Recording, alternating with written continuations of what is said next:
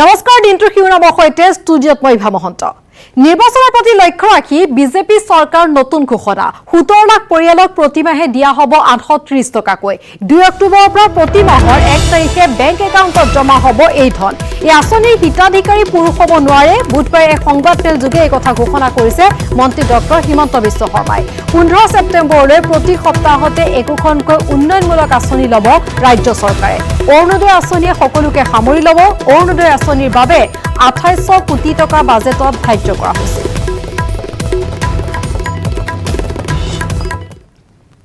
অহা 15 ছেপ্টেম্বৰলৈকে প্ৰতি সপ্তাহতে একোটাকৈ উন্নয়নমূলক আঁচনি লৈ মই আপোনালোকৰ ওচৰত উপস্থিত হ'ম। আৰু এই গোটেই আঁচনিবিলাকৰ ভিতৰত অৰুণোদয় আঁচনিটোৱে হ'ব সৰ্ববৃহৎ, অনন্য আৰু একক। কোনোবাৰ ঘৰত যদি এজন স্পেচিয়েল চিলড্ৰেন আছে তেওঁ এটা আঁচনি পাব। কাৰোবাৰ ঘৰত যদি বৃদ্ধ ব্যক্তি আছে তেওঁ এটা আঁচনি পাব। কাৰোবাৰ ঘৰত যদি স্কুলৰ ষ্টুডেণ্ট আছে তেওঁ এটা আঁচনি পাব।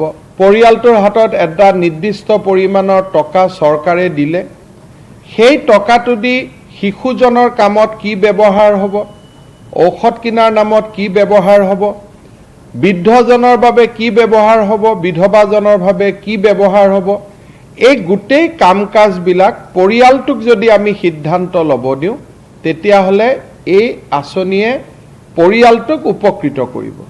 এটা সময় আহিব যে আজি কলেজৰ এডমিশ্যন ল'ব লাগে, সেইদিনাখন পৰিয়ালটোক আমি সেই মাহটোত পৰিয়ালটোলৈকে সাহায্য আমি বঢ়াই দিম।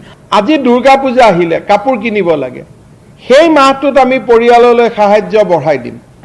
আজি বানপানী আহিছে, মানুহৰ সমস্যা হৈছে, এই মাহটোত আমি পৰিয়াললৈ অৰ্থ সাহায্য বঢ়াই দিম। অসমৰ প্ৰায় 17 লাখ পৰিয়ালক 17 লাখ ফেমিলিক আমি মাহত 830 টকাকৈ আমি দি যাব খুজিছোঁ। অৰ্থাৎ প্ৰতি মাহৰ 2 অক্টোবৰ পৰৱৰ্তী মাহবিলাকত 1 নৱেম্বৰৰ দিনাখন, 1 ডিচেম্বৰৰ দিনাখন, 1 জানুৱাৰীৰ দিনাখন 830 টকা প্ৰত্যেকটো পৰিয়ালৰ বেংক একাউণ্টত জমা হ'ব। 2800 কোটি টকা এইবাৰ অৰুণোদয় আঁচনিৰ বাবে আমাৰ বাজেটত আছিলে আৰু এইটোৱে হ'ব অসমৰ সৰ্ববৃহৎ DBT scheme which will include around 17 lakhs family, 17 lakh ফেমিলিক স্পৰ্শ কৰিব। এই আঁচনিখনৰ ৰূপায়ণৰ কাম 17 আগষ্টৰ পৰা আৰম্ভ হ'ব আৰু প্ৰতি মাহৰ 1 তাৰিখে বিত্ত বিভাগে থ্ৰু ডিৰেক্ট বেনিফিট ট্ৰান্সফাৰ ডিবিটিৰ জৰিয়তে হিতাধিকাৰীৰ একাউণ্টত এই টকা জমা হ'ব।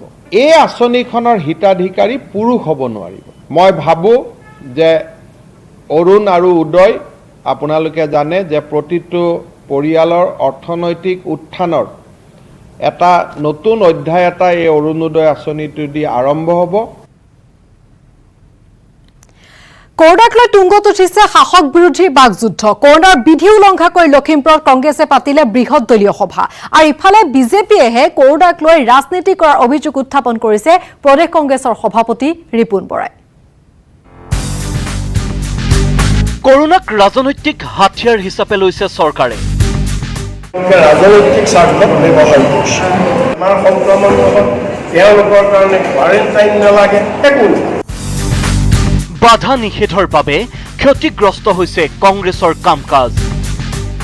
তেওঁলোকে এনেধৰণে ৰাজনৈতিক স্বাৰ্থত ব্যৱহাৰ কৰিছে যে কৰোনাৰ আগমন তেওঁলোকে যিবিলাক বাধা নিষেধ আৰোপ কৰিছে, এই ৰেষ্ট্ৰিকশ্যনবিলাকৰ ফলত আমাৰ কংগ্ৰেছ কৰ্মীসকল সাংগঠনিক কাম কাজ কৰা, সভা সমিতি কৰা আমাৰ কংগ্ৰেছ কৰ্মীসকলো আমাক লৈ যাব লগা হৈছে।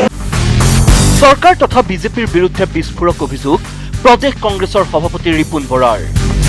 কৰোনাক বিজেপিয়ে ৰাজনৈতিক হাতিয়াৰ হিচাপে লোৱা বুলি স্পষ্ট অভিযোগ ৰিপুণ বৰাৰ।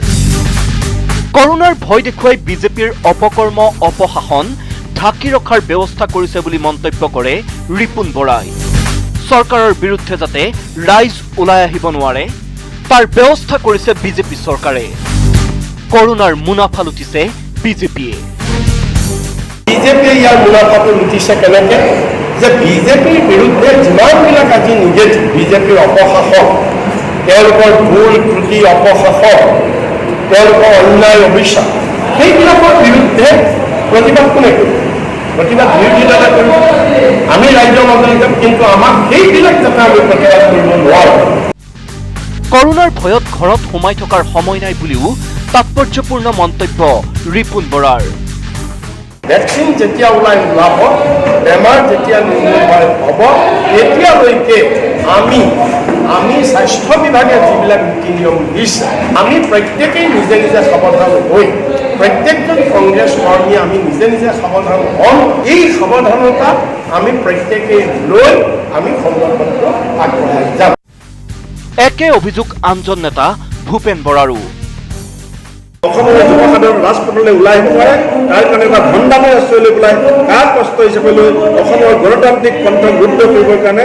বিজেপিয়ে এটা অপচেষ্টা কৰিছে আৰু সেই অপচেষ্টা আমি ৰোধ কৰিম নিৰ্বাচন চমু চাপি অহাৰ লগে লগে যেন কৰোনাক গুৰুত্ব নিদিয়া হৈছে ৰাজনৈতিক দলসমূহে কিয়নো কৰোনাক গুৰুত্ব দিলে অচল হ'ব ৰাজনীতি কৰোনাই কংগ্ৰেছক ক্ষতিগ্ৰস্ত কৰিছে বুলি স্বীকাৰ কৰিছে স্বয়ং ৰিপুন বৰাই লখিমপুৰত সভা অনুষ্ঠিত কৰি প্ৰদেশ কংগ্ৰেছৰ সভাপতিজনে কৰোনাৰ সুবিধা লৈ বিজেপিয়ে ৰাজনীতি কৰাৰো অভিযোগ কৰিছে সঁচাকৈয়ে বিজেপি চৰকাৰে কৰোনাক লৈ ৰাজনীতি কৰিছে নেকি এয়া আন এক বিতৰ্কৰ বিষয় লখিমপুৰৰ পৰা Sanjib Lahon news 18 Assam north east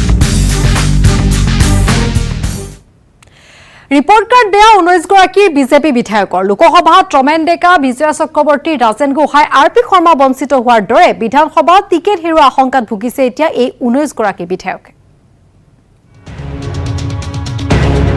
ৰাজনৈতিক ভৱিষ্যত অন্ধকাৰ ৰিপৰ্ট কাৰ্ড বেয়া বহু বিধায়কৰ বিকল্পৰ সন্ধানত ৰাজ্যিক নেতৃত্ব 21ৰ নিৰ্বাচনলৈ মাজত মাথো 7টা মাহ অহা বছৰৰ মাৰ্চ এপ্ৰিলত হ'ব নিৰ্বাচনৰ দিন যিমানেই চমু চাপি আহিছে সিমানেই টোপনি নোহোৱা হৈছে একাংশ বিজেপি বিধায়কৰ বিশেষকৈ টোপনি নাই ৰিপৰ্ট কাৰ্ডত নিগেটিভ মাৰ্ক অহা 14গৰাকী বিধায়কৰ কাৰণ ৰিপৰ্ট কাৰ্ডত নিগেটিভ মাৰ্ক অহাৰ বাবে 19ৰ লোকসভা নিৰ্বাচনত 92গৰাকী সাংসদৰ টিকট কৰ্তন কৰিছিল বিজেপিয়ে য'ত অসমৰ ৰমেন ডেকা বিজয় চক্ৰৱৰ্তী ৰাজেন গোহাঁই আৰপি শৰ্মা আৰু কামাখ্যা প্ৰসাদ দাসাই হেৰুৱাবলগীয়া হৈছিল টিকট সেই অনুসৰি ৰিপৰ্ট কাৰ্ডত নিগেটিভ মাৰ্ক অহা অসম বিজেপিৰ 19গৰাকী বিধায়কৰ হ'ব পাৰে টিকট কৰ্তন চৰকাৰী আঁচনি ৰূপায়ণত ব্যৰ্থ আৰু নেতিবাচক মনোভাৱৰ বাবে 21ৰ বিধানসভা নিৰ্বাচনত টিকট লাভৰ পথ অতি কণ্টকময় হৈ থকা 19গৰাকী বিধায়কৰ শীৰ্ষত দিছপুৰৰ অতুল বৰা ৰহাৰ ডিম্বেশ্বৰ দাস বিশ্বনাথৰ প্ৰমোদ বৰঠাকুৰ গহপুৰৰ উৎপল বৰা মৰাণৰ চক্ৰ গগৈ সোণাৰীৰ নৱনীতা সন্দিকৈ বৰচলাৰ গণেশ লিম্বু পলাশবাৰীৰ প্ৰণৱ কলিতা হাজোৰ সুমন হৰিপ্ৰিয়া নলবাৰীৰ অশোক শৰ্মা উদাৰবন্দৰ মিহিৰকান্তি সোম কাটিগড়াৰ অমৰ চান্দ জৈন লামডিঙৰ শিবু মিশ্ৰ বিগত 4.5 বছৰত এইসকল বিধায়কৰ পাৰফৰ্মেন্স অতি নিগেটিভ হোৱা বাবে ভোটাৰক আকৰ্ষিত কৰি আটাইকেইটা সমষ্টি নিজৰ দখলত ৰাখিবলৈ নতুন মুখৰ সন্ধানত নামিছে ৰাজ্যিক বিজেপি অৰ্থাৎ 21ৰ বিধানসভা নিৰ্বাচনত বিজেপিত দেখা যাব বহু নতুন মুখ ইয়াৰ লগতে শেহতীয়াকৈ দলৰ বিৰুদ্ধে মাত মাতি দলীয় নেতৃত্বৰ ৰুখত পৰি টিকট হেৰুৱাব পাৰে শিলাদিত্যদেৱে ৰাজু বৰুৱাৰ report news 18 Assam north east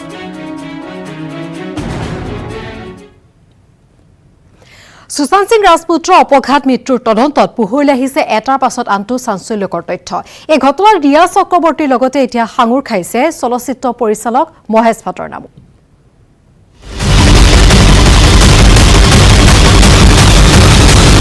আত্মহত্যা নহয় হত্যা কৰা হৈছিল সুশান্ত সিং ৰাজপুতক মৃত্যুৰ দুমাহ পাছত এই দাবীৰ পুনৰাবৃত্তি সুশান্তৰ পৰিয়ালৰ চিপ জুৰি লোৱা অৱস্থাত পৰিয়ালৰ কোনো দেখা নাছিল সুশান্তৰ মৃতদেহ 14 জুনৰ দিনা ভয়ংকৰ খবৰটো পোৱাৰ পাছতে ঘটনাস্থলীত উপস্থিত হোৱা জ্যেষ্ঠ ভগ্নী মিতু সিঙে বিছনাত পৰি থকা অৱস্থাত দেখিছিল সুশান্তক ইতিমধ্যে উকলি গৈছে দুমাহ কিন্তু এতিয়াও উত্তৰ নাই বহু প্ৰশ্নৰ চিপ লোৱা অৱস্থাত কোনে দেখিছিল সুশান্তক চিপ লোৱা অৱস্থাৰ পৰা কোনে নমাই আনিছিল মৃতদেহ এনে বহু কথা গাপ দিয়াৰ অভিযোগ মুম্বাই আৰক্ষীৰ ওপৰত CBI তদন্তকাৰী বিষয়াৰ লগতে উচ্চতম ন্যায়ালয়ত এই অভিযোগ দিছে সুশান্তৰ পৰিয়ালৰ লগতে অধিবক্তাই। ইয়াৰ বিপৰীতে ইডিয়ে তীব্ৰ গতিত আগবঢ়াইছে তদন্ত। ইতিমধ্যে ইডিৰ আদালত সুশান্তৰ প্ৰেমিকা ৰিয়া চক্ৰৱৰ্তী। ঘণ্টাৰ পাছত ঘণ্টা ধৰি জেৰাৰ পাছতো লাখ টকা উপাৰ্জন কৰা ৰিয়াই কোটি টকা খৰচ কৰাৰ বিষয়ত পতিয়া নিয়াব পৰা নাই ইডি। তাৰ মাজতে নিউজ 18 নেটৱৰ্কৰ হাতত আহি পৰিছে সুশান্ত সিং ৰাজপুতৰ বেংক ষ্টেটমেণ্ট, য'ত ধৰা পৰিছে বহু বিসংগতি। 2019 28 নৱেম্বৰত 2 কোটিকৈ টকা ফিক্সড ডিপজিট কৰিছিল সুশান্তে, কিন্তু কিছুদিন পাছতে ভঙাইছিল 2টা ডিপজিট। কিন্তু কিয়? কি প্ৰয়োজনত ফিক্সড ডিপজিট ভাঙিব লগা হৈছিল সুশান্তই? নে সুশান্তৰ চহী জাল কৰি আন কোনোবাই সৰকাই নিলে এই ধন? তাৰো তদন্ত কৰিব ইডিয়ে। ইতিমধ্যে মাৰাথান জেৰাৰ পাছত ইডিয়ে জব্দ কৰিছে ৰিয়াৰ লগতে ৰিয়াৰ পৰিয়ালৰ মুঠ 3টা মোবাইল ফোন। ৰিয়াৰ মোবাইলৰ কল ৰেকৰ্ডত পোহৰলৈ আহিছে পৰিচালক মহেশ ভাটৰ সৈতে ৰিয়াৰ ৰহস্যজনক সম্পৰ্কৰ কথা। 8 পৰা 13 জনৰ ভিতৰত মহেশ ভাটৰ সৈতে 16 বাৰ ফোনত কথা বতৰা হৈছিল ৰিয়াৰ। তাৰে 9টা আউটগোয়িং আৰু 7টা ইনকামিং কল। 8 জুনত সুশান্তৰ প্ৰাক্তন মেনেজাৰ দিশাই আত্মহত্যা কৰাৰ দিনাই সুশান্তৰ ফ্লেট এৰা ৰিয়াই মহেশ ভাটৰ সৈতে গঢ়ি তুলিছিল সম্পৰ্ক। তাৰ পূৰ্বে 3 মাহ 2ৰে মাজত নাছিল কোনো যোগাযোগ। মোবাইলৰ কল ৰেকৰ্ড মতে ফেব্ৰুৱাৰীৰ শেষ সপ্তাহত এবাৰ মাত্ৰ ৰিয়াই ফোন কৰিছিল মহেশ ভাটক। কিন্তু সুশান্তৰ সৈতে বিচ্ছেদৰ পাছতে 2ৰে ঘনিষ্ঠতাক লৈ উদ্বেগ হৈছে বহু প্ৰস্তৰ। আনহাতে সুশান্তৰ মৃত্যুৰ 5 দিন পাছতে মহেশ ভাটৰ জন্মদিনত আই লাভ ইউ বুলি টুইট কৰি সেই টুইট ৰিয়াই ডিলিট কৰা ঘটনায়ো ইন্ধন যোগাইছে সন্দেহত। সুশান্তৰ মৃত্যুৰ সৈতে কি সম্পৰ্ক আছে ৰিয়া আৰু মহেশ ভাটৰ সম্পৰ্কৰ? ইয়াৰ লগতে সুশান্তক হত্যা কৰা বুলি পৰিয়ালে দাবী কৰা অভিযোগৰো চলিছে তদন্ত। তদন্তৰ সমাপ্তিত হয়তো ফাদিল হ'ব বলিউড জোকাৰি যোৱা সুশান্ত সিং ৰাজপুতৰ মৃত্যুৰ আঁৰৰ সকলো ৰহস্য। Bureau report, news 18 Assam north east.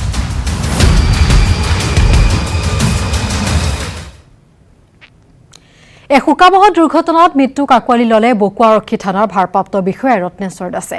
বুধবাৰে পুৱতিনিশা নেলীৰ কমাৰবৈত সংঘটিত হৈছিল এই দুৰ্ঘটনা। নগাঁৱৰ পৰা ব্যক্তিগত বাহনেৰে কৰ্মস্থলী বকু অভিমুখে গৈ আছিল ৰত্নেশ্বৰ দাস। বাহনত থকা ফণীন্দ্ৰ কলিতা নামৰ লোকজনো গুৰুতৰভাৱে আঘাতপ্ৰাপ্ত হৈছে। সম্প্ৰতি চিকিৎসালয়ত মৃত্যুৰে যুঁজিছে ফণীন্দ্ৰ কলিতাই। আনহাতে মৰণোত্তৰ পৰীক্ষাৰ পাছত পৰিয়ালে চমজি লৈছে বকু আৰক্ষী থানাৰ ভাৰপ্ৰাপ্ত বিষয়া ৰত্নেশ্বৰ দাসৰ মৃতদেহ। ৰাতিপুৱা সময়ত প্ৰায় 6টা বজাৰ আগে তেনেকুৱা মানে আমি খবৰটো পালোঁ এক্সিডেণ্ট এটা হৈছে বুলি। আমাৰ কুমাৰবুৰী যিখন ব্ৰিজ আছে পাঠাকো ব্ৰিজ তাতে হৈছে। এখন ইন'ভা এখন গাড়ীয়ে ব্ৰিজৰ কাষত যিটো পিলাৰ থাকে তাতে খুন্দা মাৰিছে আৰু এক্সিডেণ্টটো সংঘটিত হৈছে। 2জন মানুহ আছিলে, 2জনে সৰ্বজনক অৱস্থাতে আছিলে, 2জনক আমি লৈ আহিলোঁ হস্পিটেললৈ। তাৰে যিজন খনীন্দ্ৰ কলিতা আৰু ৰত্নেশ্বৰ দাস। ৰত্নেশ্বৰ দাস ইতিমধ্যে তেওঁ এক্সপায়াৰ হৈছে ইয়াতে হস্পিটেলতে। তেওঁ বকো থানাৰ ৰচি আছে। কৰ্ণাটকৰ ৰাজধানী চহৰ বেংগালুৰুৰ মঙলবাৰে নিশা সংঘটিত হয় এক হিংসাত্মক ঘটনা। এটা ফেচবুক পোষ্টক কেন্দ্ৰ কৰি সৃষ্টি হোৱা এই হিংসাত্মক ঘটনাত নিহত হৈছে 3জনকৈ লোক। খাণ্ডৱ দাহ সূত্ৰপাত ঘটিছিল ফেচবুকত। এজন বিধায়কৰ আত্মীয়ই দিছিল বিতৰ্কিত পোষ্ট। হজৰত মহম্মদ সম্পৰ্কীয় এটা বিতৰ্কিত ফেচবুক পোষ্টক কেন্দ্ৰ কৰি ৰাঙলী হয় বেংগালুৰুৰ ৰাজপথ। কৰ্ণাটকৰ ৰাজধানী চহৰখনৰ কেজিহাল্লি অঞ্চলত মঙলবাৰে নিশা সৃষ্টি হয় অভাৱনীয় পৰিস্থিতিৰ।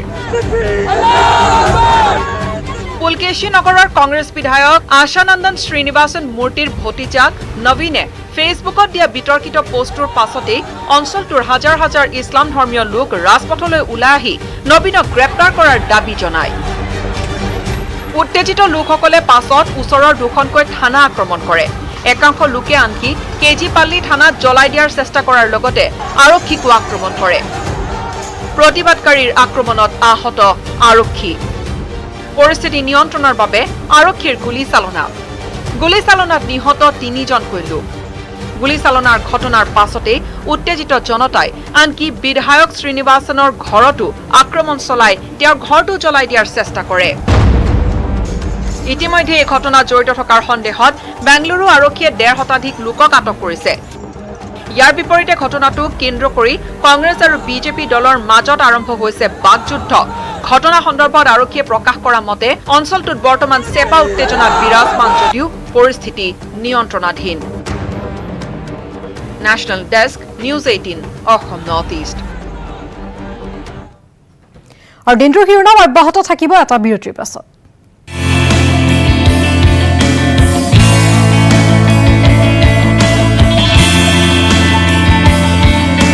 উদিছো বিৰতিৰ পাছত আপুনি চাই আছে দিনটোৰ শিৰোনাম।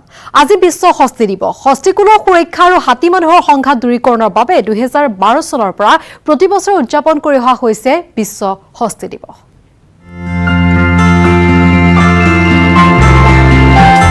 আজি বিশ্ব হস্তি দিৱস। বিশ্বত হাতীৰ সুৰক্ষা আৰু হাতী মানুহৰ সংঘাত দূৰীকৰণৰ বাবে 2012 চনৰ পৰাই প্ৰতি বছৰে উদযাপন কৰি অহা হৈছে বিশ্ব হস্তি দিৱস। বৰ্তমান সময়ত হাতী আৰু মানুহৰ সংঘাতে তীব্ৰ ৰূপ ধাৰণ কৰিলেও অতীজৰে পৰা হাতী মানুহৰ মাজত আছে এক নিবিড় সম্পৰ্ক।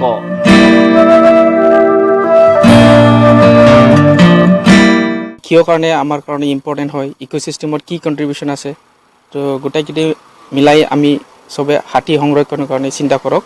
আজি দিনটো আমাৰ লগত 6টা হাতী পোৱালি আছে আৰু এই 6টা হাতী পোৱালি বিভিন্ন জাগাৰ পৰা ৰেস্কিউ কৰি অনা হৈছে। ইয়াতে আমি ট্ৰিটমেণ্ট কৰি বৰ্তমান ডাঙৰ কৰি আছোঁ। এই সম্পৰ্ক বিৰাজমান পৃথিৱীৰ বিখ্যাত কাজিৰঙা ৰাষ্ট্ৰীয় উদ্যানতো। কাজিৰঙা ৰাষ্ট্ৰীয় উদ্যানৰ অন্যতম সৌন্দৰ্যৰ আকৰ হ'ল বন বিভাগৰ বিশাল হস্তি বাহিনী। কাজিৰঙা ৰাষ্ট্ৰীয় উদ্যানৰ নিৰাপত্তা আৰু পৰ্যটকৰ সেৱাত আৰম্ভণিৰে পৰা নিয়োজিত হৈ আছে এই হাতীসমূহ। হাতী মানে এটা আমাৰ এটা হেৰিটেজ এনিমেল, আমাৰ এটা ডাঙৰ এটা সম্পত্তি। আৰু গোটেই ভাৰতত মানে তো মেইনলি আমাৰ উত্তৰ পূৰ্বাঞ্চল আৰু আমাৰ আসাম হাতী পপুলেশ্যন মানে এটা মেজৰ পপুলেশ্যনছ। আর ইভেন সাউথ ইণ্ডিয়াত মানে তো হাতী কথা বুলি ক'লে মানুহবিলাক মানে তো মেইনলি আমাৰ আসামত মানে তো মনত কৰে। তো ইমান এটা ডাঙৰ পপুলেশ্যন, ইমান এটা ডাঙৰ পপুলেশ্যন থাকে এটা ৰাজ্য, তো এটা আমাৰ এইটো গৌৰৱ কথা। আৰু এইটো হাতী আমি এটা সংৰক্ষণ কৰিবৰ কাৰণে হাতী ৰিলেটেড প্ৰব্লেমবিলাক কি কিবিলাক আছে এইবিলাক জানিবৰ কাৰণে আমাৰ এটা দিন আমি এইটো পাইছোঁ। দীৰ্ঘদিন ধৰি চোৰাং চিকাৰীৰ বিৰুদ্ধে চলা অভিযান, দুৰ্গম এলেকাত বন কৰ্মীৰ সৈতে কৰ্তব্য পালনৰ দৰে গধুৰ দায়িত্ব পালন কৰি আহিছে হাতীসমূহে। কাজিৰঙা ৰাষ্ট্ৰীয় উদ্যানত থকা 65টা বিভাগীয় হাতীক চৰকাৰী কৰ্মচাৰীৰ দৰে গণ্য কৰে চৰকাৰে। কোনো পলম নোহোৱাকৈ মুকলি কৰি দিয়া হয় বিভাগীয় হাতীসমূহৰ খাদ্যৰ বাবে অহা ধন। বিশ্ব হস্তি দিৱসৰ দিনা হস্তি মানুহৰ সংঘাত দূৰীকৰণৰ ক্ষেত্ৰত ল'বলগীয়া বিভিন্ন কাৰ্যপন্থা সন্দৰ্ভত কাজিৰঙা ৰাষ্ট্ৰীয় উদ্যানৰ সঞ্চালক পি শিৱকুমাৰৰ মন্তব্য। হাতী তেওঁলোকৰ মানে এটা কৰিডৰ বুলি কয়, মানে এটা থকা জংগলৰ পৰা বেলেগ জংগললৈকে যাবৰ কাৰণে তো এনে বেছি এৰিয়া মানে ইউজ নকৰে। কেনেকৈ আমাৰ এটা নেশ্যনেল হাইৱে এটা ফিক্সড ৰুট থাকে, তেনেকৈ হাতীবিলাক যাবৰ কাৰণে তেওঁলোকৰ এটা জংগলৰ পৰা কেতিয়া বেলেগ জংগল যাগে এইটো কাৰণে এটা ফিক্সড ৰুট থাকে। এইবিলাক এৰিয়াত এটলিষ্ট আমি এটা ক্লিয়াৰ কৰি দিব পাৰিম, তো তেতিয়া আমি এইটো কনফ্লিক্টটো মানে এটা কম কৰি দিব পাৰিম। আৰু বৰ্তমান নতুন কনচেপ্টবিলাক মানে আহি আছে, কমিউনিটি ৰিজাৰ্ভ, কনজাৰভেশ্যন ৰিজাৰ্ভ। ক'ত ক'ত মানে এইটো ৰাইজে তেওঁ নিজৰ এৰিয়াত মানে বাৰী আছে, জংগল আছে, তেওঁলোক সংৰক্ষণ কৰি দিব পাৰে। বানৰ সময়ত কাজিৰঙা ৰাষ্ট্ৰীয় উদ্যানৰ পৰা দিক বিদিক হেৰুৱাই ওলাই অহা বন্য হস্তীয়ে আশ্ৰয় লৈছে কাজিৰঙাৰ দক্ষিণৰ কাৰ্বি পাহাৰত। সেই বন্য হস্তীকুলক সুৰক্ষা দিয়াৰ বাবে সদা তৎপৰ হৈ থাকে কাৰ্বি আংলং বন বিভাগৰ লগতে কাজিৰঙা ৰাষ্ট্ৰীয় উদ্যান কৰ্তৃপক্ষ। শেহতীয়া গণনাত কাজিৰঙা ৰাষ্ট্ৰীয় উদ্যানত 987টা বন্য হস্তী পোৱা গৈছিল। কাজিৰঙাৰ পৰা বিতুপন বৰাৰ report, news 18, Assam north east. ৰাজ্যত ৰাষ্ট্ৰীয় ঘাইপথৰ এক তথৈবচ অৱস্থা। খলাবমাৰে ভৰপূৰ ৰাষ্ট্ৰীয় ঘাইপথত কিন্তু নিৰ্মাণ কৰা হৈছে এখনৰ পাছত আন এখন টোলগেট। বিতৰ্কিত ঘটনাৰ বাবে সঘনাই বাতৰি শিৰোনাম হৈছে এই টোলগেটসমূহ।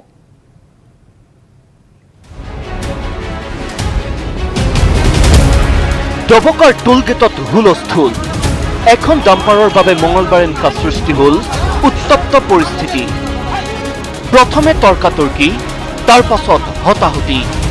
টোলগেটৰ কৰ্মচাৰীয়ে ডাম্পাৰ চালকক মাৰধৰ কৰা শুনি ওলাই আহিল বহুলো। স্থানীয় লোকসকলে ঘেৰি ধৰিলে টোলগেট। বিষম পৰিস্থিতিৰ উমান পাই ঘটনাস্থলীত উপস্থিত হল আৰক্ষী। বহু সময় ধৰি আৰক্ষীৰ বুজনিৰ পাছত শান্ত হল পৰিস্থিতি। ঘটনাৰ আঁৰত টোলগেট কৰ্মচাৰীৰ উদ্ভণ্ডালি। 10 চকীয়া এখন ডাম্পাৰে ডবকাৰ টোলগেটত এদিনৰ বাবদ দিব লাগে 425 টকা। মঙলবাৰে পুৱা 425 টকা আদায় দি কৰ্মস্থলীলৈ চেক কৰিছিল TR05 B1644 নম্বৰৰ ডাম্পাৰৰ চালক। সন্ধিয়া ঘৰমুৱা হোৱাৰ পাছতে টোলগেট কৰ্মচাৰীক পুনৰ লগা হ'ল 425 টকা। তাকে লৈ চলা তৰ্কাতৰ্কিৰ মাজতে চালকৰ বুকু খামুচি ধৰিলে টোলগেট কৰ্মচাৰীয়ে। চালকৰ পৰা কাঢ়ি ল'লে ডাম্পাৰৰ চাবি। ঘটনাটো একচুৱেলি টোলগেটত আজিলৈকে মই তেনেকৈ ইমান ভেজাল কেচকাল হৈ আছিলে, মই খবৰো পাই আছিলোঁ, আজিলৈকে একদিনো অহা নাই। আজি কি হ'ল, মোৰ ডাম্পাৰ এখন চলি আছিলে, মই ভাড়া দিছোঁ, মই নিজেও নচলাওঁ। গাড়ীখন আগৰ পৰা একদিনত গাড়ীখন ত্ৰিপুৰা নম্বৰ হয়, একদিনত 425 টকা দিলে গোটেই দিন আপ ডাউন হয়। ইমান দিন টোলগেট খোলাৰ পিছৰ পৰা এইটো ছিষ্টেমত চলি আছে। আজি হঠাৎকৈ গাড়ীটো 2 টিপ মাৰিছে, 4বাৰ আপ ডাউন হ'ল। লাষ্টত ড্ৰাইভাৰক এনেকৈ মানে বিহেভ কৰিছে, যেন এনেকৈ বিহেভ কৰিছে মানে মালিকক ইয়াতে আহিব লাগিব, চাবি খুজিছে, ধাক্কা দিছে, মাৰিছে। পিছত মই কৈছোঁ, মোক কল কৰিছে, মই আছিলোঁ হোজাই, মোক কল কৰিছে ড্ৰাইভাৰে যেন এনেকৈ প্ৰব্লেম হৈ আছে। মই কৈছোঁ ইয়াৰ মেনেজাৰ কোন আছে, তেখেতক ৰূপক দানা কি হয়, তেখেতক দে কলটো। তেখেতে কি মানে যেনেকৈ এইটো কথা কৈছে, মালিক কোন হয়, কিয় কথা পাতিম মই, ইয়াতে আহিব দে, চাবি দে, সেইটো মানে মোক মানে যেনেকৈ কি ক'ম আৰু, মই বিহেভটো মোৰ মুখেদি এনেকৈ নোলায় কেতিয়াও। সদায় টোল দিয়া চিনাকি গেটখনত মঙলবাৰে পুৱা 425 টকা দি লৰালৰিৰ বাবে চালকে লোৱা নাছিল ৰচিদ। উভতি আহোঁতে চালকৰ এই দাবী টোলগেটৰ কৰ্মচাৰীয়ে মানি নোলোৱাৰ বাবেই লাগিল সংঘাত। 24 घंटा का होता है 425। इतना दिन से मैंने 425 का रजिस्टर मैंने चल रहा था, मान रहा था। तो मैंने अभी आया, आने के बाद मेरे को बोला 425 वाला तुमको नहीं चलेगा, फ्लिप में भरना पड़ेगा। तो मैंने बोला ऐसा नहीं होता भाई, 425 का होता है, 425 का 24 घंटे का होता है, 24 घंटे का पैसा दिया मैंने, ऐसा नहीं दे सकता बार बार। तो मैंने बोला बोला गाड़ी साइड में लगाओ, मैंने गाड़ी साइड में लगाया। तो कंपनी से बार बार फ़ोन आ रहा है मेरे को, जल्दी लेकर कंपनी बंद हो रहा है, गाड़ी खाली करना है। तो मैंने सोचा जब रिसीव यहाँ पे है, मेरे को 24 घंटा आना जाना होता है यहाँ से, तो मैंने क्या गाड़ी वापस लेके चला गया रिसीप्ट छोड़ के। तो मैंने खाली करके आया, अभी आके लोग को बोला मैंने भाई मेरा रिसीप्ट यहाँ पे है। तो लोग बोला नहीं होगा भाई, तुमको पैसा भरना ही पड़ेगा, गाड़ी साइड में लगाओ। ৰাজ্যত চলি থকা টোলগেটসমূহত বৃদ্ধি পাইছে সংঘাতৰ ঘটনা। বহুতৰ মতে ইয়াৰ বাবে জুগুৰীয়া টোলগেট কৰ্তৃপক্ষই নিয়োগ কৰা বহিৰাজ্যৰ কৰ্মচাৰী। ডবকাৰ পৰা Abdul Hakim, news 8, Assam north east. আন্দোলনৰ ভৰপূৰ সময়ত বিজেপিয়ে এই আন্দোলনত জঁপিয়াই পৰিছিল অসমৰ জনপ্ৰিয় অভিনেতা যতীন বৰা। যতীন বৰা এতিয়া অনুতপ্ত। 16 আগষ্টত সংবাদমেল যোগে নিজৰ ভুল স্বীকাৰ কৰি পুনৰ গেৰুৱা বসন পিন্ধিব ৰত্নাকৰ যতীন বৰাই। ঘৰৰ ল'ৰা ঘৰলৈ ঘূৰি আহিব। বাল্মীকি ৰত্নাকৰ হ'ব নে ৰত্নাকৰ বাল্মীকি? যতীন বৰা পুনৰ আহিব বিজেপিলৈ। RSS বিজেপিৰ জাতত উঠিবলৈ সাজু যতীন বৰা। ৰাষ্ট্ৰীয় স্বয়ংসেৱক সংঘ আৰু বিজেপিৰ জাতত উঠিবলৈ পুনৰবাৰ সাজু হৈছে এতিয়া অভিনেতা যতীন বৰা। কা আন্দোলনৰ ভৰপক সময়ছোৱাত দল এৰি আঁতৰি গৈছিল যতীন বৰা, আৰু সেই যতীন বৰাই পুনৰবাৰ এতিয়া ঘৰৰ ল'ৰা ঘৰলৈ ঘূৰি আহিব। সময় তেতিয়া লতাশিল, চানমাৰীকে ধৰি বহুকেইখন খেলপথাৰত একত্ৰিত হোৱাৰ। চলি আছিল ভৰপক কা বিৰোধী আন্দোলন। দুদিন পূৰ্বে আত্মনিৰ্ভৰ অসম তথা কৃষি বিভাগৰ ব্ৰেণ্ড এম্বেচাডৰ হোৱা জুবিন গাৰ্গেও সন্মুখৰ পৰা নেতৃত্ব দিছিল কা আন্দোলনৰ। আমি এটা কি কৰিম, কংগ্ৰেছ আমাৰ কাৰণে বেয়া, নিজৰ পাৰ্টি খুলিম নিজৰ।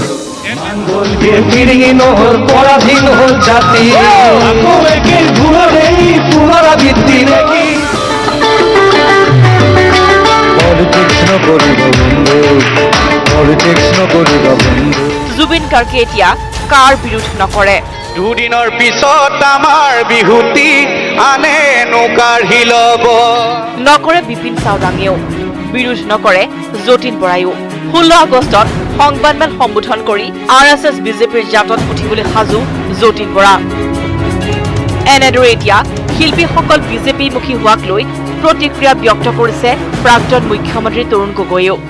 মই তাকে কৈছোঁ যে যদি যায় তেতিয়াহ'লে নাজানে তেওঁলোকৰ কাৰ বিৰুদ্ধে যিবিলাক কৈছিল তেওঁলোকৰ যে ৰাইজৰ প্ৰতি কিমান কমিটমেণ্ট আছেনে নাই তেতিয়া ৰাইজেই প্ৰশ্ন কৰিব আমি কোৱাটো মই বাদ দিছোঁ ইতিমধ্যে ৰাজ্যিক বিজেপিৰ সভাপতি ৰঞ্জিত দাস আৰু একাংশ মন্ত্ৰীৰ সৈতে সঘন যোগাযোগ কৰি প্ৰায়শ্চিত্ত কৰিবলৈ সাজু যতীন বৰা সংঘ পৰিবাৰৰ সৈতেও হৈছে কথা বতৰা নিজৰ পুত্ৰক অপহৰণ কৰিম বুলি ভাবুকি অহাৰ লগতে নিজ গৃহত কা আন্দোলনকাৰীৰ আক্ৰমণ হোৱাৰ সম্ভাৱনাৰ বাবে কা আন্দোলনত চামিল হৈছিল বুলি খেদ প্ৰকাশ কৰি 16 আগষ্টত সংবাদমেল সম্বোধন কৰিব এইজন যতীন বৰাই এটা কথা ঠিক যে অসমৰ ৰাইজে হয়তো অভিনেতাজনৰ 16 আগষ্টত দিয়া সংবাদমেলক অভিনয় হিচাপেহে গ্ৰহণ কৰিব কেমেৰা পাৰ্চন নিতুল কৃষ্ণৰ সহযোগত ৰাজু বৰুৱাৰ report news 18 Assam north east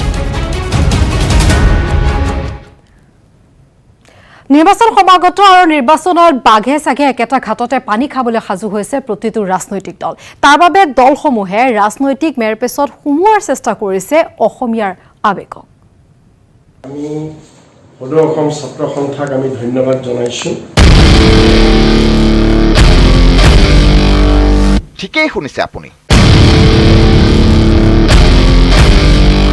প্ৰদেশ কংগ্ৰেছৰ সভাপতিৰ মুখত সদৌ অসম ছাত্ৰ সন্থাৰ প্ৰশংসা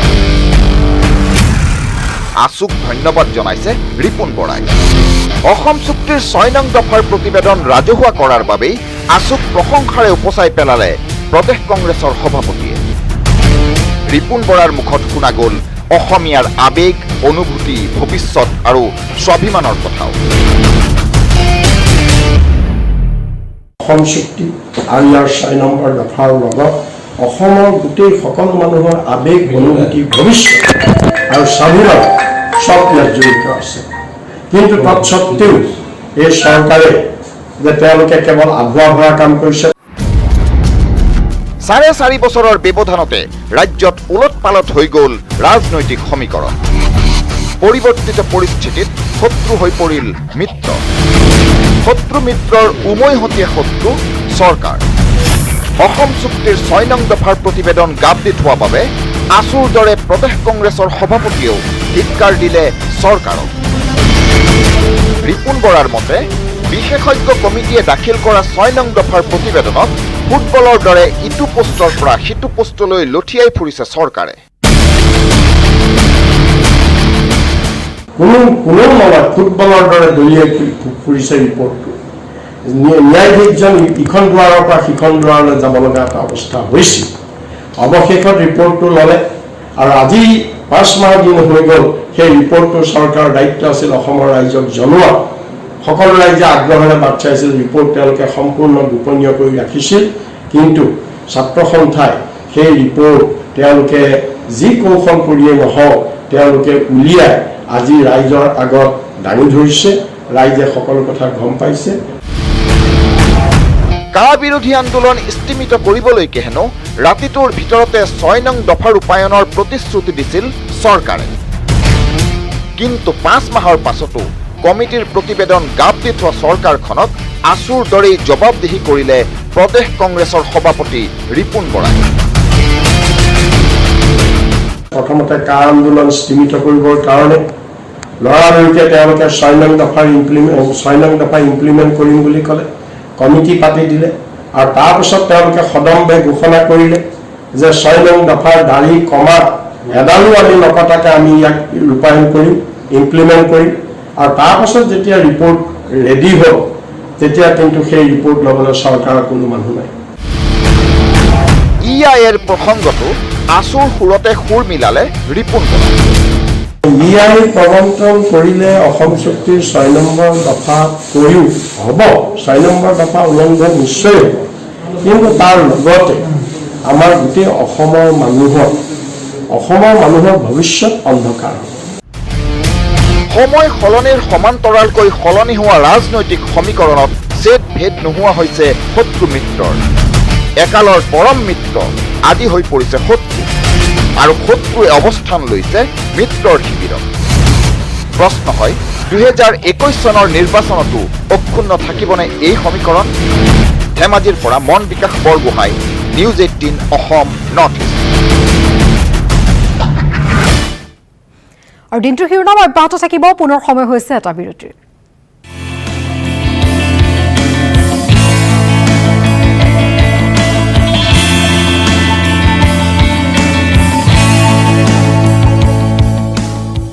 Network 18 brings you the biggest story of our times, the war on Corona.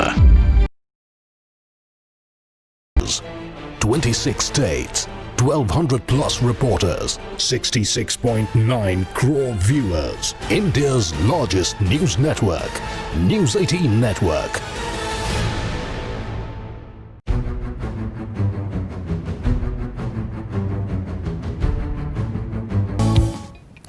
ওডিসি বিৰতিৰ পাছত আপুনি চাই আছে দিনটোৰ শিৰোনাম 12 গৰাকী ব্যক্তিয়ে নিৰ্ধাৰণ কৰিব নোৱাৰে অসমীয়াৰ সংখ্যা বিধানসভাতে নিৰ্ণয় হ'ব অসমীয়াৰ সংখ্যা অসম চুক্তিৰ 6 নম্বৰ দফা ৰূপায়ণ কমিটিৰ প্ৰতিবেদন ৰাজহুৱা হোৱাৰ পাছত এই প্ৰতিক্ৰিয়া প্ৰকাশ মন্ত্ৰী ডক্টৰ হিমন্ত বিশ্ব শৰ্মাৰ প্ৰতিবেদন ৰাজহুৱা কৰাৰ পাছত জটিলতাৰহে সৃষ্টি হ'ল বুলি তেওঁৰ মন্তব্য 1951 চনক ভিত্তিবৰ্ষ হিচাপে লৈ পুনৰ এনআৰচি অসম্ভৱ বুলি তেওঁ মন্তব্য কৰে লগতে কয় যে 6 নম্বৰ দফা ৰূপায়ণৰ বাবে 2 বছৰ সময় বান্ধি দিছে কমিটিয়ে ছাত্ৰ সন্থাক ৰাজনৈতিক দল বুলি অভিহিত কৰিলে মন্ত্ৰী হিমন্তই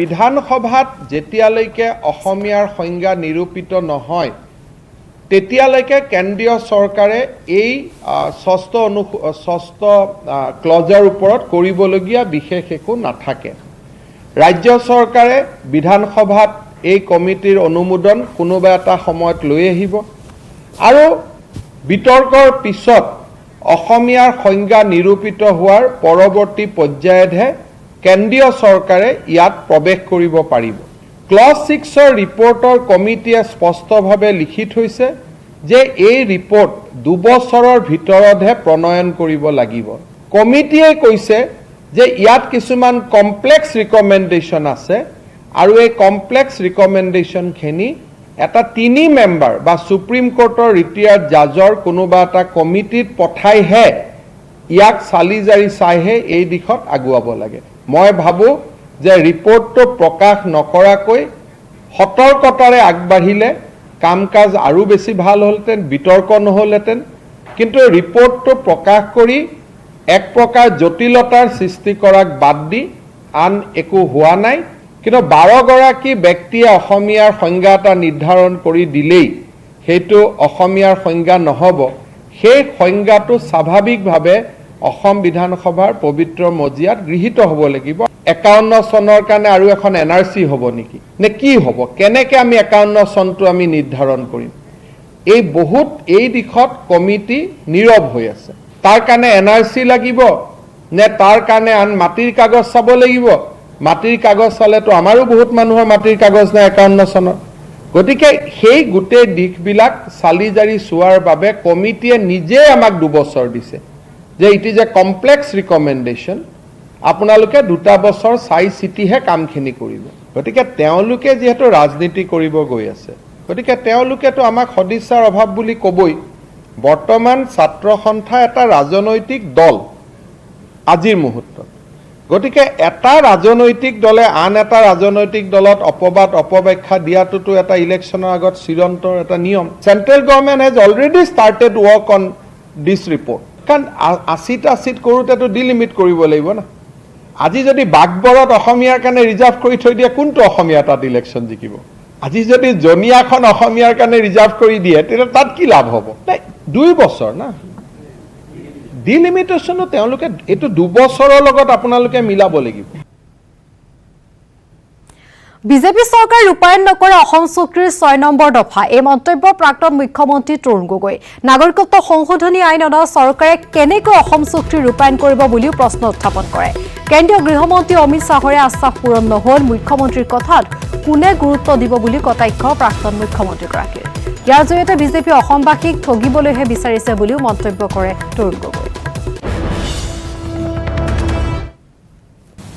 যে আছুৱে সেই প্ৰতিবেদনৰ যিখন কপি আছিল যিখন দাখিল কৰিছিল প্ৰতিবেদনখন যোৱাকালি ৰাজহুৱাভাৱে অসমবাসী ৰাইজক জনাই দিছে আৰু মই ভাবোঁ এইটো তেওঁলোকৰ দায়িত্বৰে পালন কৰিছে 5 মাহে প্ৰতিবেদনখন একচেপ্ট কৰিছে নাই তাকেই নকয় হয় ইমপ্লিমেণ্টেশ্যন কৰিলে দুদিন দেৰিটো বেলেগ কথা যে সেইখনে হোম মিনিষ্টাৰে একচেপ্ট কৰিছে নে নাই কৰা, সেইখনৰ ওপৰত গুৰুত্ব দিছে নে নাই দিয়া, এই কথা আমি আজিও নাজানো।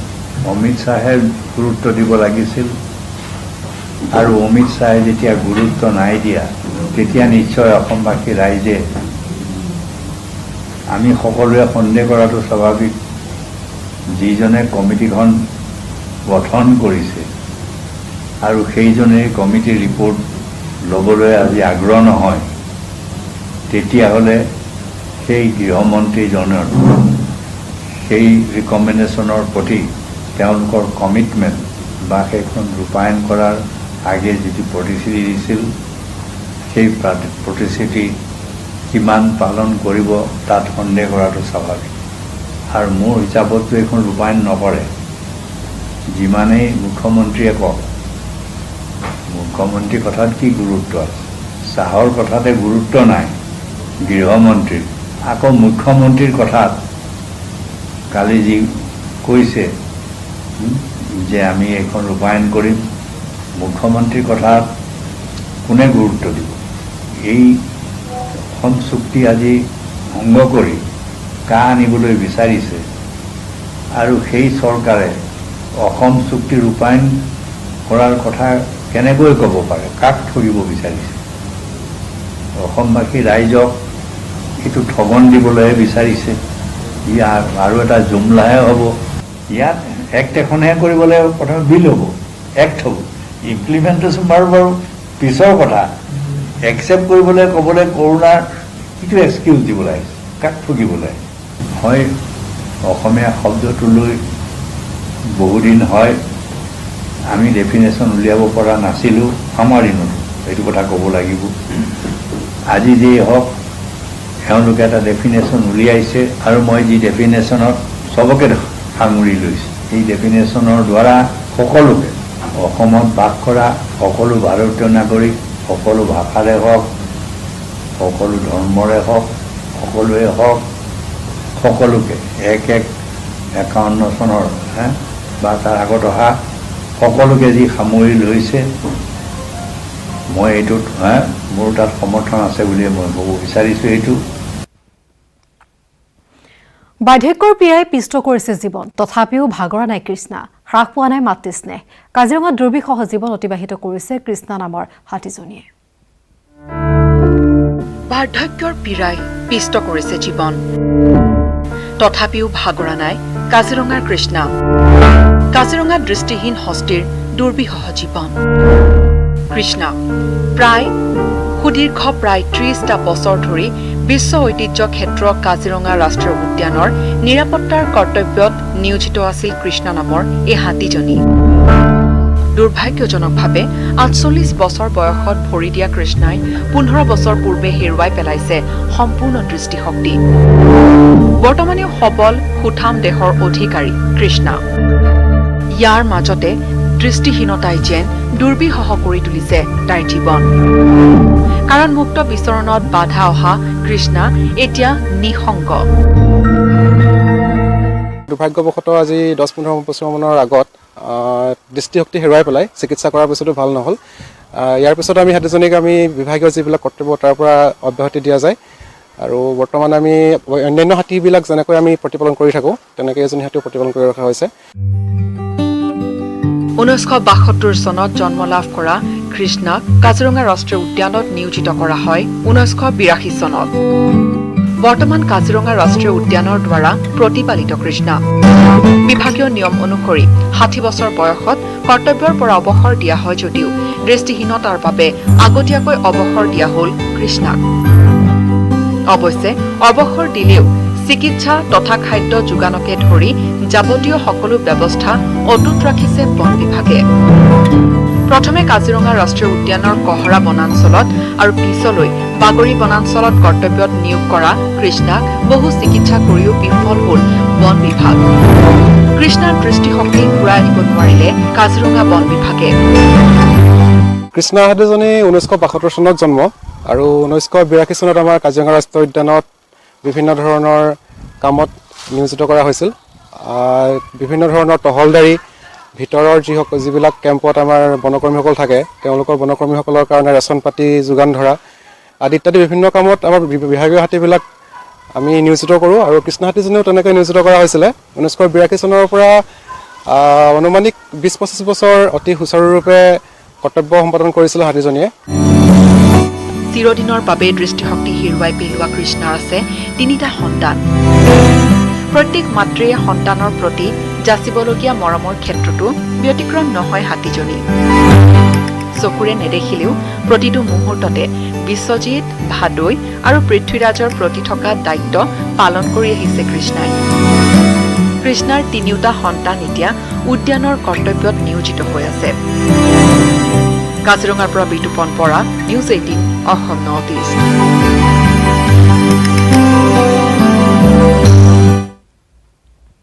আৰু দিনটো শিৰোনামৰ শেষ অংশলৈ যোৱাৰ পূৰ্বে সময় খন্তেক বিৰতিৰ উভতিছে বিৰতিৰ পাছত কৰোণাতংকত ভুগিছে ৰাজ্যৰ প্ৰতিখন চাহ বাগিচাৰ কৰ্তৃপক্ষ নিৰ্দেশ কৰিছে জিলা প্ৰশাসনৰো কাৰণ চাহ বাগিচাসমূহত ক্ৰমাৎ বৃদ্ধি পাবলৈ ধৰিছে কৰোণাৰ সংক্ৰমণ শেহতীয়াকৈ অসমৰ চাহ বাগিচাসমূহত আৰম্ভ হৈছে কোভিড-19ৰ সংক্ৰমণ আৰু ইয়াকে লৈ সংশ্লিষ্ট জিলাসমূহৰ প্ৰশাসন তথা স্বাস্থ্য বিভাগ অতিকৈ উদ্বিগ্ন হৈ পৰিছে ৰাজ্যৰ চাহ বাগিচাৰ বহু শ্ৰমিকৰ দেহত ধৰা পৰিছে কোভিড-19ৰ সংক্ৰমণ বহু চাহ বাগিচাই কোভিড-19ৰ নীতি নিয়ম পালন কৰি কাম কাজ চলাই নিছে যদিও নিউজ 18ৰ সৰজমিন তদন্তত পোহৰলৈ আহিছে একাংশ চাহ বাগিচাই কোভিড-19ক লৈ প্ৰদৰ্শন কৰা চূড়ান্ত অসাৱধানতা বহু চাহ বাগিচাই কোভিড-19ৰ নীতি নিয়ম সঠিকভাৱে পালন কৰাত প্ৰদৰ্শন কৰা নাই তৎপৰতা বাগিচাৰ শ্ৰমিকসকলে সামাজিক দূৰত্ব পালনৰ ক্ষেত্ৰত কোনো ধৰণৰ সাৱধানতা অৱলম্বন কৰা নাই একাংশ বাগিচাত শ্ৰমিকসকলক বাগিচা কৰ্তৃপক্ষই যোগান ধৰিব পৰা নাই পৰ্যাপ্ত মাস্ক আনহাতে অধিক সংখ্যক শ্ৰমিকে ডিছপ'জেবল এখন মাস্ককে দীৰ্ঘদিন ধৰি ব্যৱহাৰ কৰি আহিছে নিউজ 18ৰ সৰজমিন অনুসন্ধানত পোহৰলৈ আহিছে একাংশ বাগিচাই শ্ৰমিকক চাবোনেৰে হাত ধোৱাৰ উপযুক্ত ব্যৱস্থাও কৰি দিয়া নাই আনহাতে মৰিয়নিৰ চেলেংঘাট বাগিচাত পৰিচালক শ্ৰমিকসহ 5 গৰাকী কোভিড পজিটিভ হোৱাৰ পাছতো বাগিচা কৰ্তৃপক্ষই সাৱধানতা অৱলম্বন নকৰাৰ অভিযোগ উঠিছে জিলা প্ৰশাসন তথা স্বাস্থ্য বিভাগে বাগিচাসমূহত এই সংক্ৰমণ ৰোধ কৰিবৰ বাবে ইতিমধ্যে ব্যৱস্থা গ্ৰহণ কৰিছে কিন্তু এই সংক্ৰমণ ৰোধ কৰাৰ ক্ষেত্ৰত আটাইতকৈ গুৰুত্বপূৰ্ণ ভূমিকাটো গ্ৰহণ কৰিব লাগিব চাহ বাগিচাসমূহৰ কৰ্তৃপক্ষই ঘন জনবসতিপূৰ্ণ চাহ বাগিচাৰ আৱাসিক অঞ্চলসমূহত কোভিডৰ সঠিক নীতি নিয়ম কঠোৰভাৱে পালন নকৰিলে কৰোনাৰ ভয়াৱহ সংক্ৰমণৰ আশংকা বৃদ্ধি পাইছে হয় বাগানবোৰতো এতিয়া লাহে লাহে মহামাৰীটো হেৰি হৈছে বিয়পি গৈছে বাগানৰ কথা হ'ল যে একেলগে থাকে মানুহবোৰ লাইনত যে একেলগে থাকে ডেফিনেটলি তাৰ ফলত স্প্ৰেডটো অলপ ফাষ্ট হ'ব পাৰে যদি প্ৰিকশ্যন লোৱা নাযায় ফাষ্ট হ'ব পাৰে যিহেতু চাহ বাগিচাৰ শ্ৰমিকসকল স্বাস্থ্যক লৈ বিশেষ সচেতন নহয় তথা তেওঁলোকৰ বহুতৰে স্বাস্থ্যও দুৰ্বল গতিকে চাহ বাগিচাসমূহত বৃদ্ধি পোৱা কোভিড-19ৰ সংক্ৰমণৰ পিছতে তৎপৰ হৈছে স্বাস্থ্য বিভাগ আমাৰ ভয় লগা ফিগাৰ এটালৈকে হোৱা নাই এতিয়ালৈকে কিন্তু আমি অকণমান প্ৰিকশ্যন ল'ব লাগিব তো সেইটো কাৰণে আমি কি কৰিছোঁ আমাৰ ষ্ট্ৰেটেজিটো ৰাখিছোঁ যে আমি টেষ্টটো বেছি কৰিম কৰাৰ লগে লগে ইনিচিয়েল অৱস্থাতে আমি পজিটিভ কেছখিনি ছেগ্ৰিগেট কৰি ল'ম কেইবাখনো চাহ বাগিচাত কোভিড-19ৰ সংক্ৰমণ পোৱা গৈছে যদিও সম্প্ৰতি পৰিস্থিতি সম্পূৰ্ণ নিয়ন্ত্ৰণাধীন আৰু ই বাগিচা অঞ্চলত মহামাৰীৰ ৰূপ লোৱা নাই বুলিও জানিবলৈ দিছে ভাৰতীয় চাহ বোৰ্ডৰ অধ্যক্ষগৰাকীয়ে তেনেকুৱা বৰ বেছি এফেক্ট হোৱা নাই এতিয়াও কেইখনমান বাগানত হৈছে আৰু টেষ্টিং অসম চৰকাৰে বহুত ভালকৈ বহুত জোৰকৈ টেষ্টিংবোৰ কৰিছে চব জেগাতে মৰিয়নিৰ পৰা জ্যোতিপ্ৰসাদ গগৈ আৰু কেমেৰা পাৰ্চন পূৰ্ণ বিকাশৰ সৈতে Gautam Bora news 18 Assam north east অশ্ৰুসিক্ত নয়নেৰে মাজুলীবাসীয়ে অন্তিম বিদায় জনালে নতুন কমলাবাৰী সত্ৰৰ সত্ৰাধিকাৰ নাৰায়ণ চন্দ্ৰ গোস্বামীক অসম চৰকাৰৰ উদ্যোগত তথা মাজুলী জিলা প্ৰশাসনৰ সহযোগত ৰাজ্যিক মৰ্যাদাৰে শেষকৃত্য সম্পন্ন কৰা হয়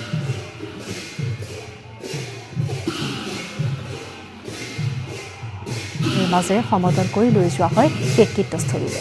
শেষকৃত্য অনুষ্ঠানত প্ৰথমে আৰক্ষীয়ে ধূপধনীৰে শেষ বিদায় জনোৱাৰ পিছত অসম চৰকাৰৰ হৈ মাজুলী জিলাৰ উপায়ুক্ত বিক্ৰম কোঁৱৰীৰ লগতে মুখ্যমন্ত্ৰী OSDয়ে সত্ৰাধিকাৰগৰাকীৰ দেহত পুষ্পমাল্যাৰ্পণে শ্ৰদ্ধাঞ্জলি জনায়। ইয়াৰ পিছতে মাজুলী আৰক্ষী অধীক্ষক ভোগপুৰ চামগুৰি উত্তৰ কমলাবাৰীকে ধৰি কেইবাখনো সত্ৰৰ সত্ৰাধিকাৰে শেষ বিদায় জনায় বৈষ্ণৱ পণ্ডিতগৰাকীক। সমগ্ৰ অসমতে আজি আমি শোকত নিয়মান হৈ পৰিছোঁ। শ্ৰী শ্ৰী নতুন কমলাবাৰী সত্ৰৰ সন্মানীয় সত্ৰাধিকাৰ প্ৰভু অসমৰে নহয় সমগ্ৰ ভাৰতবৰ্ষৰ এগৰাকী বিশিষ্ট সাহিত্যিক পণ্ডিত আছিল। সত্ৰীয়া সংস্কৃতিক তেখেতে বিশ্বৰ দৰবাৰত জিলিকাই তুলিবৰ কাৰণে তেখেতৰ কলমেই একমাত্ৰ সমল আছিল। সেইগৰাকী বদান্য ব্যক্তি আজি আমাৰ মাজৰ পৰা হেৰাই গ'ল। আমি আশা কৰিছোঁ তেখেতৰ যি কীৰ্তি আছে, যি জীৱন কীৰ্তি আছে, সেইসকল লৈ আমি উঠি অহা প্ৰজন্মই আমি আগবাঢ়ি যাব লাগিব। আৰু তেখেতৰ জুবিন গাৰ্গ সন্দৰ্ভত প্ৰাক্তন মুখ্যমন্ত্ৰী তৰুণ গগৈ প্ৰতিক্ৰিয়া। জুবিন গাৰ্গে কোনো কৃষি বিপ্লৱৰ সূচনা কৰিব নোৱাৰে। জুবিনে পূৰ্বৰ জনপ্ৰিয়তা হেৰুৱাব বুলি মন্তব্য। বিপদ নিশ্চিত বুলি জানি বিজেপিয়ে হাত কৰিছে জুবিন গাৰ্গক। চৰকাৰ বিৰোধী সকলোকে নিজৰ হাতলৈ অনাৰ চেষ্টা কৰি আছে। ভূপেন হাজৰিকাৰ প্ৰসংগত আনি শিল্পীসকলক ৰাজনীতিত ভৰি নিদিবলৈ আহ্বান জনালে তৰুণ গগৈ। তেওঁলোকক কিয় আজি অকল জুবিনকে নহয় নহয়, এতিয়া যিমান পাৰে সকলোকে আঘাত কৰাত আছে। যিমানেই শিল্পীয়ে হওক বেলেগ মানুহে হওক কিয় কৰি আছে, তেওঁলোকে জানিছে যে এওঁলোকেও যদি বিৰুদ্ধে কৰে আমাৰ আৰু বিপদ হ'ব। নহয় মই কেনেকৈ সমৰ্থন, তেওঁ যদি পিপুলছৰ এম্বেচাডৰ হ'ল তেনে মই সমৰ্থন কৰিছোঁ। তেওঁ এটা পাৰ্টিৰ যেতিয়া এম্বেচাডৰ হ'ব, কাৰণ যিমানেই হওক তেওঁ যদি গেৰুৱা ৰঙৰ এম্বেচাডৰ হ'ব মই কেনেকৈ সমৰ্থন, তেওঁ হওক পিপুলছৰ হেৰি হওক, তেতিয়া মই তেওঁ সমৰ্থন কৰিম। কেলৈ? আৰু সেইটো কৰিলেহে তেওঁৰ পপুলাৰিটিও থাকিব আৰু ৰিয়েল হ'ব। এতিয়াতো এতিয়া গেৰুৱা ৰঙৰ যদি এটা এম্বেচাডৰ হয় সেইটো সকলোৱে জানিব, তেওঁৱেই হওক যতীন বৰাই হওক বা এনিবডিয়ে হওক। মই তাকে কৈছোঁ যে যদি যায় বুজানে, তেতিয়াহ'লে বুজানে তেওঁলোকৰ কাৰ বিৰুদ্ধে যিবিলাক কৈছিল, তেওঁলোকৰ যে ৰাইজৰ প্ৰতি কিমান কমিটমেণ্ট আছেনে নাই, তেতিয়া ৰাইজেই প্ৰশ্ন কৰিব। আমি কথাটো মই বাদ দিছোঁ। ৰাজকীয় জীৱন অতিবাহিত কৰা এটা হাতী, হাতীটোৰ নাম বিজুলী প্ৰসাদ। এছিয়াৰ ভিতৰতে আটাইতকৈ বৰ্ষীয়ান এই হাতীটো। প্ৰতি সপ্তাহত স্বাস্থ্য পৰীক্ষা কৰাৰ লগতে হাতীটোৰ লগত জড়িত হৈ আছে কেইবাজনো কৰ্মচাৰী আৰু চিকিৎসক। এই প্ৰতিবেদন আগবঢ়াই বিদায় লৈছোঁ বাতৰিৰ পৰা। নমস্কাৰ। বিজুলী প্ৰসাদ গজৰাজৰ ৰাজকীয় জীৱন, এছিয়াৰ আটাইতকৈ বয়সীয়াল হাতী। অসমৰ মেগৰ চাহ বাগিচালৈ অনাৰ সময়তে হাতীটোৰ গৰাকী ইংলেণ্ডৰ অলিভাৰ চাহাবে ৰীতি নীতি অনুসৰি এই হাতীটোৰ নাম ৰাখিছিল বিজুলী প্ৰসাদ। আন হাতীতকৈ বহুগুণে পৃথক ৮৬ বছৰীয়া বিজুলী প্ৰসাদে আজিৰ তাৰিখতো জাহিৰ কৰি আহিছে নিজৰ অস্তিত্ব। বৰ্তমান মেগৰ গ্ৰুপৰ শোণিতপুৰৰ বিহালী চাহ বাগিচাত ৰাজকীয় জীৱন অতিবাহিত কৰি আছে বিজুলী প্ৰসাদে। ১৯৬৮ চনত বৰগাং চাহ কোম্পানীয়ে ক্ৰয় কৰিছিল এই হাতীটো। আচহুৱা যেন লাগিলেও কামৰ বিনিময়ত বাগিচাই হাতীটোৰ নামতো প্ৰদান কৰিছিল দৰমহা। হাতীটোক খাদ্য ঔষধৰ লগতে অৱসৰৰ পাছত ব্যৱস্থা কৰা হৈছিল পেঞ্চনৰো। মেগৰ গ্ৰুপৰ এগৰাকী বিশেষ সদস্যৰূপে জ্ঞান কৰা বিজুলী প্ৰসাদক ২০১৮ চনত স্থানান্তৰ কৰা হয় বিহালী চাহ বাগিচালৈ। বাগিচাৰ মেনেজমেণ্ট পে'ৰোল অনুসৰি বিজুলী প্ৰসাদৰ পৰিচৰ্যাৰ বাবে নিয়োগ কৰা হয় ২জন লোকক। প্ৰতিদিনে পুৱা, দুপৰীয়া আৰু নিশা বিজুলী প্ৰসাদক দিয়া হয় ৰাজকীয় খাদ্য। প্ৰতিদিনে বিজুলী প্ৰসাদক ২৫ কেজি চাউল, সমপৰিমাণৰ গোমধান, বুট, গুড়ৰ উপৰিও যোগান ধৰা হয় বৃহৎ পৰিমাণৰ কলগছ, গছৰ পাত। প্ৰতি সপ্তাহত কৰা হয় স্বাস্থ্য পৰীক্ষা। হাতীটোৰ সুস্বাস্থ্য বজাই ৰখাৰ বাবে প্ৰতি মাহে ব্যয় হয় ৩০ৰ পৰা ৩৫ হাজাৰ টকা। হাতীটোৰ চিকিৎসা সেৱা জড়িত হৈ আছে এজন চিকিৎসক আৰু এজন হস্তি বিশেষজ্ঞ। বিজুলী প্ৰসাদ হৈছে ভাৰতবৰ্ষৰ আটাইতকৈ বয়োজ্যেষ্ঠ ঘৰচীয়া হাতী। আজিৰ পৰা প্ৰায় ৮টা দশক পূৰ্বে উইলিয়ামছন মেগৰ কোম্পানীৰ অধীনত বৰগাং চাহ বাগিচাত এই হাতীটো উদ্ধাৰ হৈছিলে। সেইটো সময়ত জানিব পৰা মতে এটা বনৰীয়া হাতীৰ জাকৰ পৰা তেতিয়া সেই হাতী পোৱালিটো ছাইড হৈছিলে আৰু এই হাতীটো পুনৰ হাতীৰ জাকলৈ ঘূৰি যোৱা নাছিল। সেইটো সময়ত সেই চাহ বাগিচাখন থকা ব্ৰিটিছ চাহাবে এই হাতীটো কোম্পানীৰ অধীনত ৰাখিছিল আৰু তেতিয়াৰ পৰা এইটো কোম্পানীৰ এটা পৰিয়ালৰ সদস্যৰ দৰে হৈছিল। স্বাস্থ্য পৰীক্ষাৰ প্ৰতিবেদন প্ৰেৰণ কৰা হয় কলকাতাত থকা কোম্পানীৰ মুখ্য কাৰ্যালয়লৈ। বিজুলী প্ৰসাদৰ জন্ম লগ্নৰে পৰা মাউথ হিচাপে জড়িত হৈ আছে টমাছ মুৰ্মুৰ পৰিয়াল। পিতৃৰ মৃত্যুৰ পাছৰে পৰা বিগত 20 বছৰ ধৰি বিজুলী প্ৰসাদৰ দায়িত্ব গ্ৰহণ কৰি আহিছে টমাছে। এজন মাউথ সি একদম জন্মলগ্নৰে পৰা আছে, যিহেতু তাৰ দেউতাকে আগতে হাতীটোক চোৱা চিতা কৰিছিলে। তাৰপিছত দেউতাক যেতিয়া ঢুকাই যোৱাৰ পিছত তাৰ সেই মাউথজনৰে ল'ৰা থমাছ বুলি কয়, সি হাতীটোক চোৱা চিতা কৰি আছে। হাতীটোক আমি দিওঁ বুট দিওঁ, মাকৈ দিওঁ, চাউল দিওঁ, গুড় দিওঁ। সেইবিলাক ৰাতিপুৱা একচুৱেলি আমি কি কৰোঁ, গোটেইখিনি পানীৰ লগত, গৰম পানীৰ লগত আমি মিক্স আপ কৰোঁ। মিক্স আপ কৰি লৈ এইখিনি হাতীটোক ব্ৰেকফাষ্ট হিচাপে আমি দিওঁ। আজিও সেউজীয়া বাগিচাৰ মাজেৰে গুৰুগম্ভীৰ খোজেৰে এক ৰাজকীয় কায়দাত নিজৰ অতিকায় শৰীৰটোক লৈ বিচৰণ কৰি থকা দেখিবলৈ পোৱা যায় বিজুলী প্ৰসাদক। প্ৰতি শনিবাৰে বাগিচাৰ লেবাৰ লাইনলৈ হাতীটোক খোজকাঢ়িবলৈ নিয়া হয়। কৌতূহলেৰে চাই ৰয় সকলোৱে। তেওঁলোকৰ বাবে যেন এক জীৱন্ত কিংবদন্তীত পৰিণত হৈছে এই প্ৰকাণ্ড প্ৰাণীটো, য'ৰ পৰা তেওঁলোকে সন্ধান পায় প্ৰাণ শক্তি আৰু অফুৰন্ত মৰম। বিশ্বনাথৰ পৰা তুষাৰ হাজৰিকা আৰু নিলয় ভট্টাচাৰ্যৰ report, news 18 Assam north east.